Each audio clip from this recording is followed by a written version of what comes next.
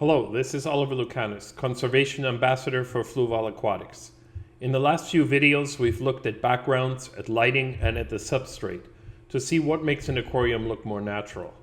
The next obvious thing we need to talk about is rocks. This is an actually difficult subject to get right, because most of us don't pay attention to how rocks are shaped in nature, and we tend to be drawn to the most unique looking rocks we can find, but those are not always the best choice for an aquarium. I think we can all agree that the substrate in the aquarium should be a neutral color, and ideally of varied sizes so it looks more natural. Rocks are much more extreme, because to our eye it is a larger solid surface that will likely be behind the fish that we really want to be looking at. If the rock is bright colored, the fish will no longer stand out. Let's first eliminate the obvious. Bright orange flower pots and white PVC pipes may be fine for the fish that do not really care what color or shape their territorial boundaries or spawning sites are, but it looks terrible, and there is no sense in keeping colorful fish if they're on a background that is brighter than them. But other factors also matter. When you select rocks for the aquarium, try to stay with one or maximum two colors or rock types, because in nature you rarely see several types of totally different rocks together.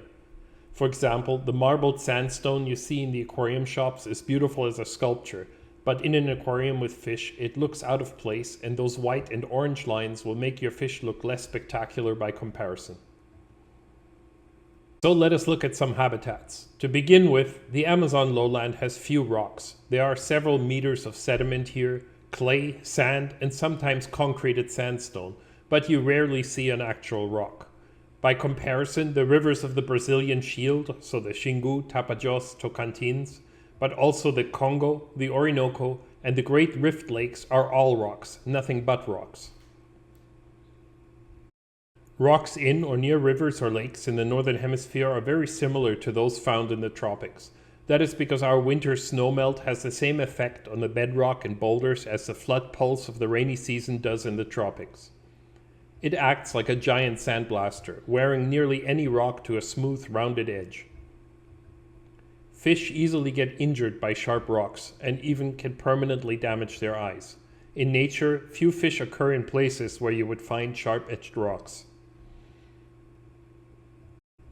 In general, the stronger the slope, the more rounded the rocks are, as boulders up to the size of a fridge can be rolled by the high water in the rainy season. And places with rapids often have currents so strong that the bedrock is totally exposed with no sand or gravel on it. So I encourage you to look at rocks in the native habitat of your fish. That does not have to be in underwater photos.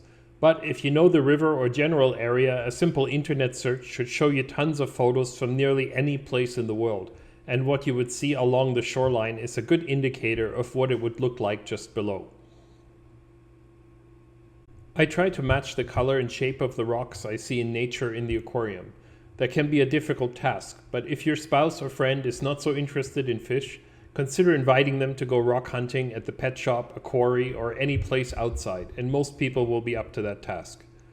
Make sure that if you're picking up rocks outside, it is in a place where you may legally do so, not a national park or neighbor's garden.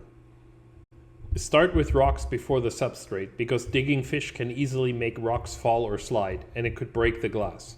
For large rocks, place a piece of egg crate or at least a plastic box cover so the glass is protected in case the rock moves and sand gets under the weight of the rock.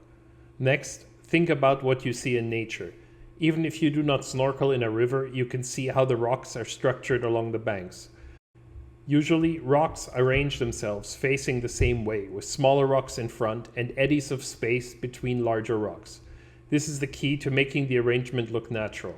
In my opinion, the planted aquariums are beautiful, but they resemble carefully arranged gardens, not nature. A bit of chaos is just fine here, or simply take some photos or look online at a riverbank or habitat you like and try to recreate it as a miniature in your aquarium.